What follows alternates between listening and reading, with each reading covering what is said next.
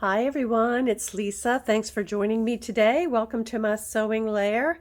Hey, I had a storage issue for my needles, so I needed to find a solution to this problem, and I wanted to share with you what that was. And what you're looking at is my new Sharps box, my needles and blades, and it happens to be a jewelry box. I think this belonged to, I'm not really sure who it belonged to. I think it belonged to my stepmother. I don't know if it's ever been used, but what I found is that it was absolutely perfect for storing my needles. The problem that I had was, how do I store a package of needles like this? I had them in a container such as this, and it was just didn't work very well. So I was rummaging around my house that I've lived in since 1985, confident that I could probably find something in a nook or cranny, and I happened to find this box in my closet, and I said, wow, this is going to be perfect. And let me tell you why I think it's perfect. Number one, let's see if I can get a little bit more light in here. Number one, jewelry boxes often have these little ring, and I don't have a ring up here, but you just slide your ring in. You can instantly see your rings and pull out what you want.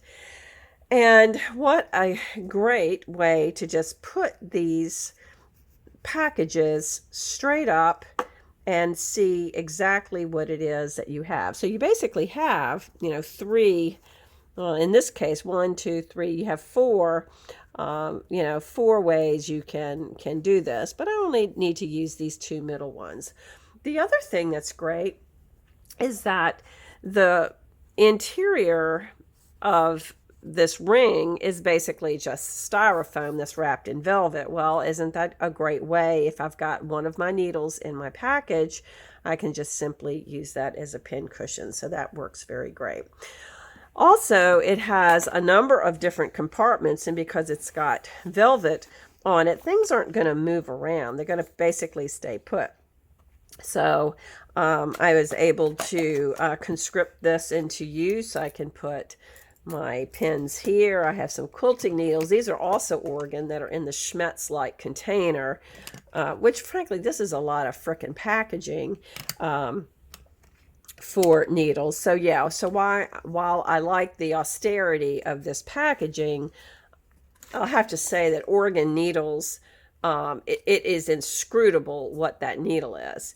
So you need to have a secret decoder ring to help you determine what that is. So for example, in this particular package, this is my Oregon needle. It's a titanium top stitch needle, and looking at the HAX 130N would never give that to you. So having that secret decoder ring along with a place to put them means that they're always going to stay organized. These needles here are Schmetz Microtex 80 needles, and I use these for piecing, and I bought them 100 at a time. And that is the Schmetz package. I ended up having, it was just too hard to use, so I just put them in here and made it a little easier. So my other sharps are my blades for my Havel, my rotary blades, which are all nice. Oh, that's kind of boring. And I also have rotary blades that I put in these little inexpensive containers, and I have these unidentified needles, although it's not completely unidentified because I got Schmetz needles, which again, using their secret decoder, I can actually see what's on there. And I think the Oregon needles also have something stamped on there on the shaft of the needle, but you probably need to get it under a microscope to see that, and I don't have one of those yet in my sewing room. So anyway, that all works terrific there. And then it also has this nice drawer. So here I was able to just utilize these individual compartments to put some of my specialty needles in here within the package. You can just put them anywhere. You could also put your feet. You could store little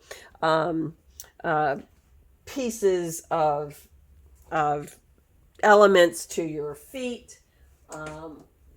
For example,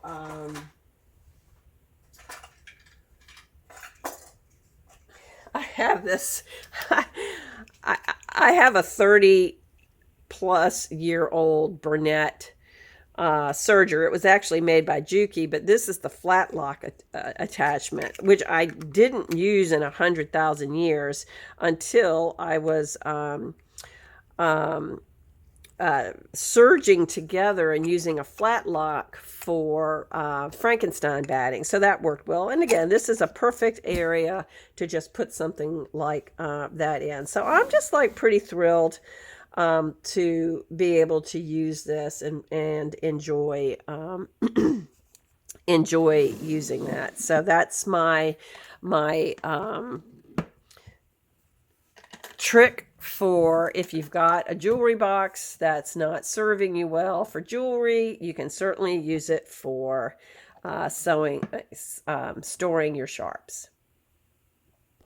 My next tip for you are two things: using these very inexpensive key tags and an Expo marker. So let me tell you how I use these. And this is in a, if you're cheap like me, category 2. Carol Thielen, who I adore and who has many wonderful videos, showed a video on how you can mark your laid out blocks that you're not quite ready to join, and simply use a printed tag. This is not pre-printed, it's blank because I'm cheap, but I could just use an Expo marker, and that is what I use. You could use a permanent marker too, but it would be permanent. But if you use an Expo marker dry erase pen, you can take it out. So what's nice about this is, row 1, column 1. This is row 1, column 2. And if you have 20 blocks, then the last one would be 20, but it's all in row 1, and it's fasten it with a safety pin, and it's all together.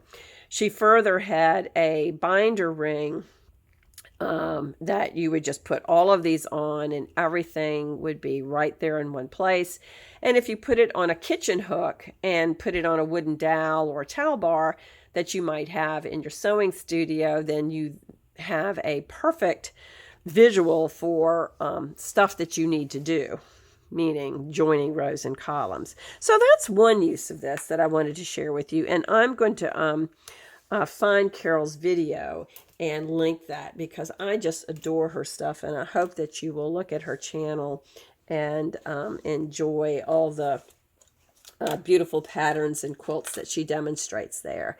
Now, another way to use these, now this is my ironing board, but now imagine that we are at the design board. So I'm not moving all the video equipment, but one of the things that you could do, and in fact I did it very recently, is use these to mark your rows and columns on your design board.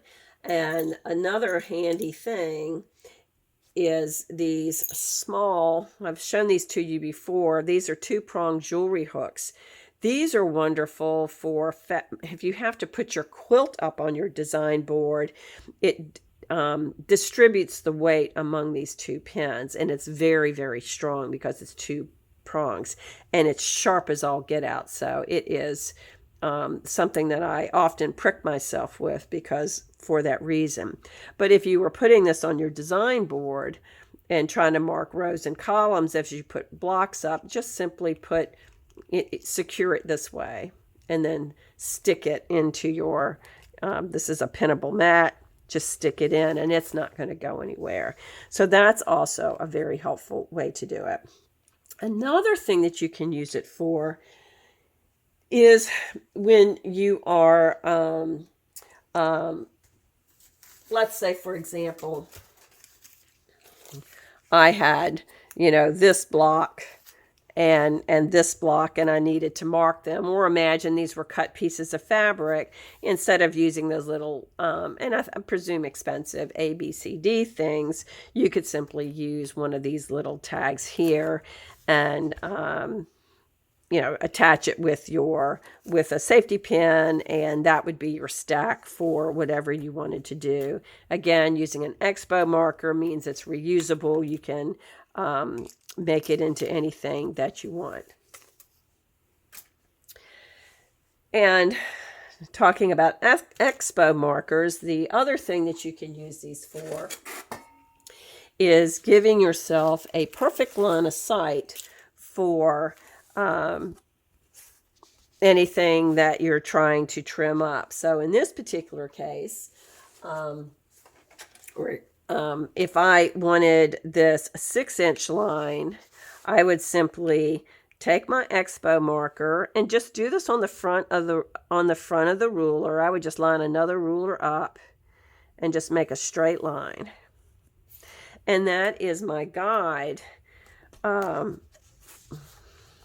And you can see that you can see it very easily. I can see underneath of it, and my eye is always going to go to the right place. You can do that also with a ruler that you're using, perpendicular. If you're cutting, if you need to cut on this line or line it up to make a cut, it's all already there. Now, my preference when I'm using this for cutting or trimming is I actually put a piece of template plastic with double-sided tape, and that has the second advantage of giving me a ledge that is easily removable but perfectly straight, and I like that better than painter's tape. And again, you don't like that line anymore, just wipe your finger and look, it's not even, doesn't even leave a mark. So I think that you'll find these dry erase markers very helpful in your sewing space. And if you have any other ideas about it, I hope that you'll leave them in the comments below. Thanks for joining me, and make sure that you check out Carol's YouTube channel if you've not seen it already. I promise you, you will be delighted. Thanks again.